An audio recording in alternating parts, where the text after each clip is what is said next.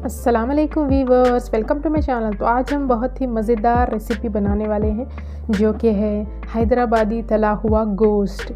ये बहुत ही स्वादिष्ट बनती है, खाने में बहुत लजीज और मज़ेदार होती है। आप इसे चावल के साथ या रोटी के साथ भी इसे सर्व कर सकते हैं।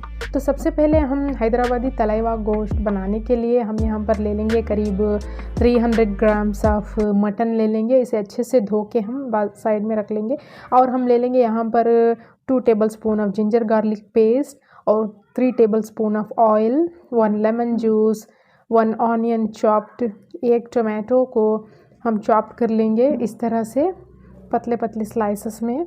और यहाँ पर मैं ले लूँगी थोड़ा सा कोरिएंडर लीफ, 3 ग्रीन चिलीज़ और यहाँ पर सूखे मसाले 2 tablespoon of red chilli powder, 2 tablespoon of coriander powder, half teaspoon of chaat masala, नमक स्वाद के अनुसार, थोड़ा सा garam masala, half teaspoon of turmeric powder. और यहाँ पर मैं ले लूँगी करीब थोड़े से ब्लैक पेपर और यहाँ पर 2 दालचीनी, 4 लौंग, 1 तेज़पत्ता।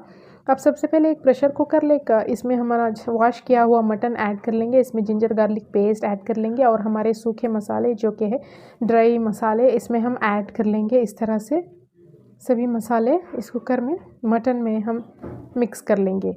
अब इसमें मैं ऐड कर लूँगी चॉप टमेटोज़ और इसमें मैं ऐड कर रही हूँ करीब हाफ कप ऑफ वाटर। मैं इस मटन में इन मसालों में ऐड कर रही हूँ और इन सभी को अच्छे से मिक्स करके अब प्रेशर कुकर का ढक्कन लगाकर करीब मीडियम फ्लेम पर 3 सीटी आने तक पका लूँगी मैं।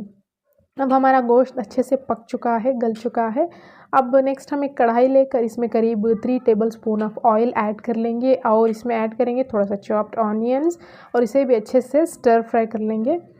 अब इसमें हमारे सूखे मसाले ऐड कर लेंगे और ऑनियन को अब गोल्डन ब्राउन होने तक पका लेंगे। अब ऑनियन हमारा अच्छे से गोल्डन ब्राउन हो चुका है। हमारा कुक किया हुआ मटन इसमें हम ऐड कर लेंगे इस तरह से और मटन को तब तक हाई फ्लेम पर पकाएंगे तब तक इसका पानी अच्छे से सूख ना जाए। पानी अच्छे से सूख चुका है मटन में और इसे अच्छे से हम स्टर कर लेंगे।